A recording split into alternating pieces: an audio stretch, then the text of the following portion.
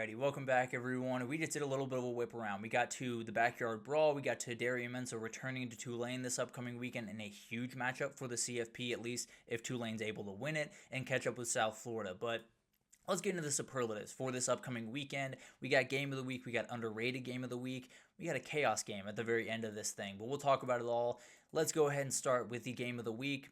Is Georgia at Tennessee? I think there's really good football games. I think you have Texas A&M on the road at Northwestern Notre Dame, excuse me. You have Clemson obviously going down to Atlanta. You have some big time football games. There's no doubt about that.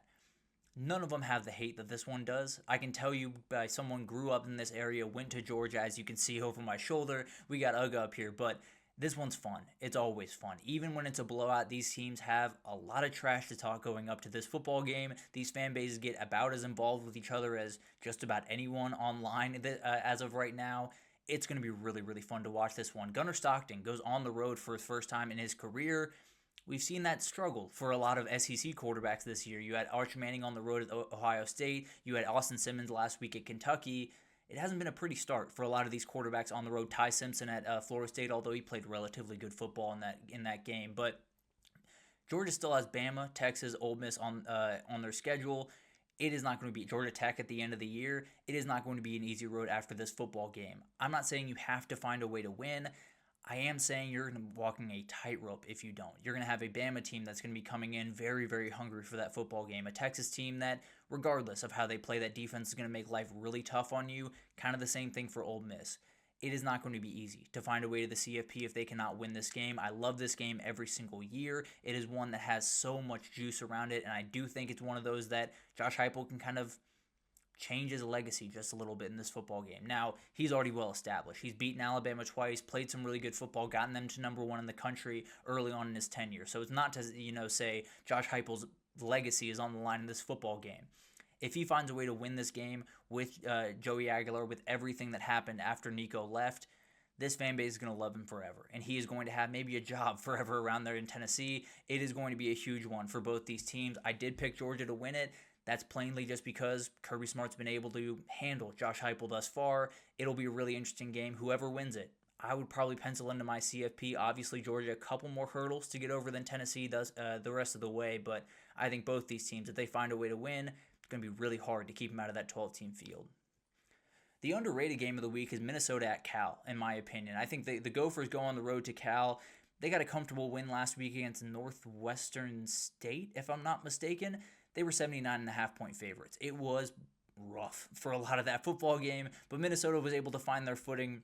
Drake Lindsey comes in as the redshirt freshman taking over the Minnesota offense, has played good football, not great football throughout 2 weeks, and definitely something that you want him to continue to make steps. He goes on the road for a very tough matchup in this one. For Cal, one of the more interesting young quarterbacks in the entire country right now, Jaren Kawe Sagapulotele. Hopefully I got that right. Apologies if I didn't, but we'll call him JKS for the time being. He's been really special through 2 weeks. He throws the football about as confidently as just about anyone in the country. He can really rip the ball around the field. He is, I don't want to say it, but a lot of Tua in that football player. Obviously, the lefty makes that a little bit easier to make, but the confidence throwing the football, the ability to put zip on it any which way, and also a little bit of touch on those deep balls is really, really incredible. He's going to have a massive moment in this one. If Cal can't stop the run, it might be a little bit tough in this football game now. I think they'll do enough. I'll take the Golden Bears in this one. I think they're going to have a really explosive offense this year. I think they're going to be an up and down football team overall in the ACC, but they find a way to win this football game and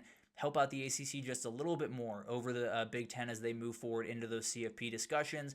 Obviously, I don't think either of these teams are going to be involved in that conversation, but absolutely, I do think Cal wins this game, and I think helps out the ACC just a little bit towards the end of the season.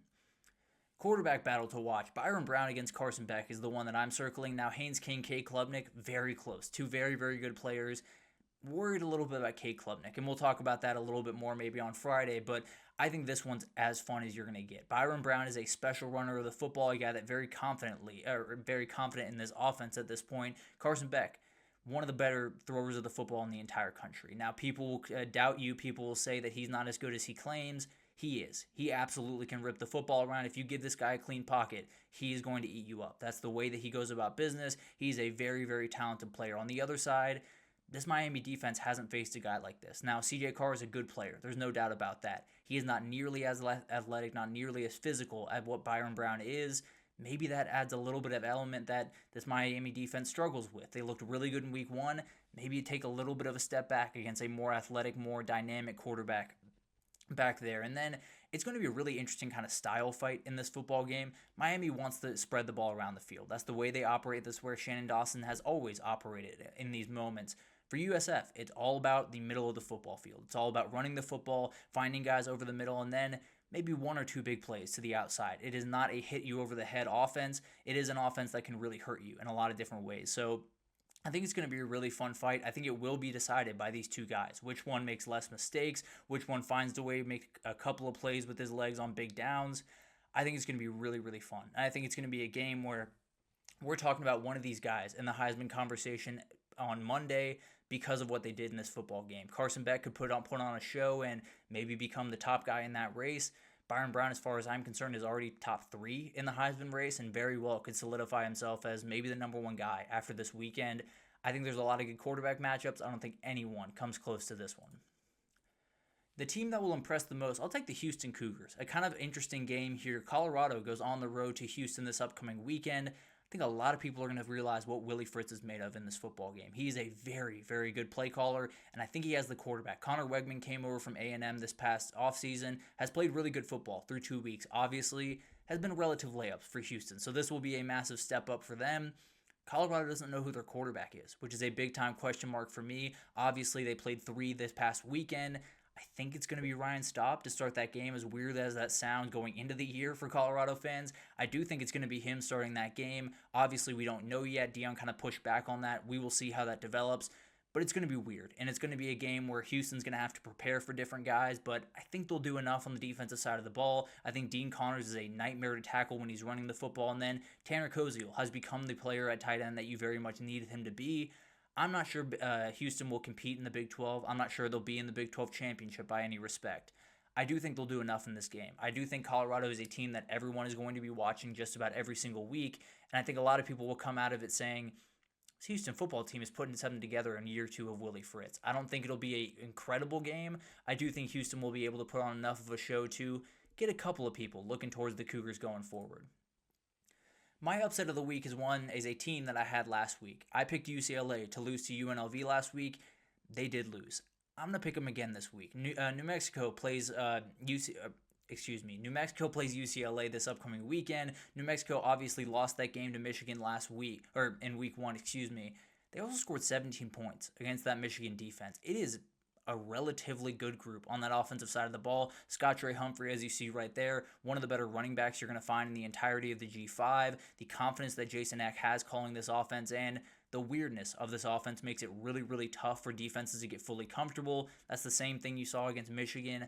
As for Nico, I think he's going to play fine. I think he has played relatively fine. It hasn't been perfect. He's also been the leading rusher in both the games that UCLA has played. If you're not going to take a little bit off his shoulders in the run game, you're not going to get much of anything out of Nico. That's the reality of that football player. Very talented kid. You got to have a run game around him, and they haven't been able to do that. I think they're going to start 0-3. I think they're going to lose 2 games that they probably shouldn't have lost to UNLV last week and now to New Mexico.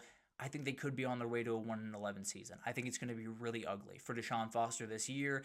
I don't think he's going to be around there at the end of this year. Hate to say it, but I do think it's the truth.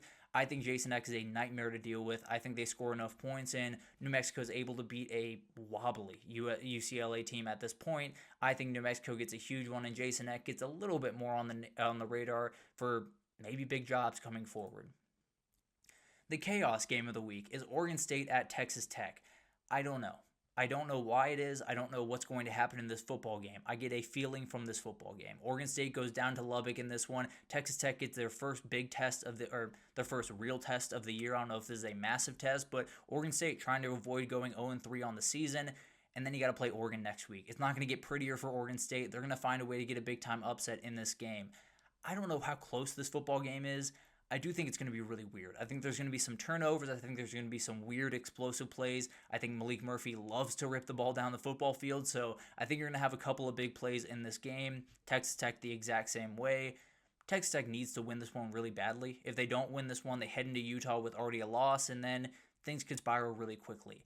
I think it's going to be a weird ride. I do think Texas Tech does get the win in this football game, but I think we could be looking at a double overtime thriller where Malik Murphy throws for 300 yards, but also throws 3 picks. Barron Morton throws for 250, but also throws a pick.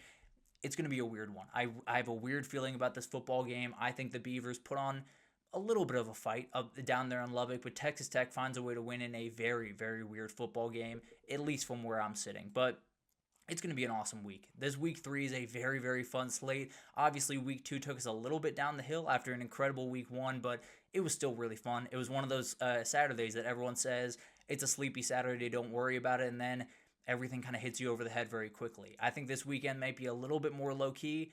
I think it's going to be incredible. I think you're going to have a huge amount of games that are going to really inform the CFP conversation. That Georgia-Tennessee game might take the cake in that respect, but Georgia Tech beating Clemson would totally change the conversation around Dabo Swinney and the Tigers. South Florida finding a way to beat Miami.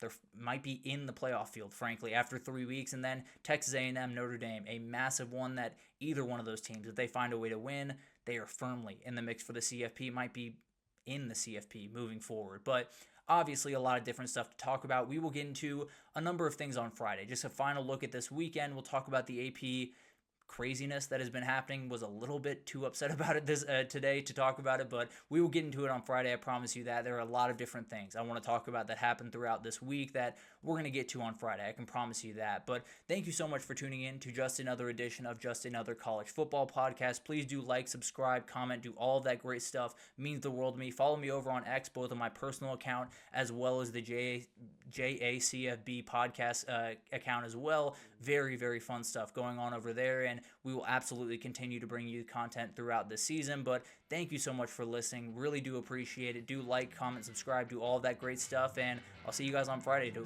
fully break down this week 3 slate.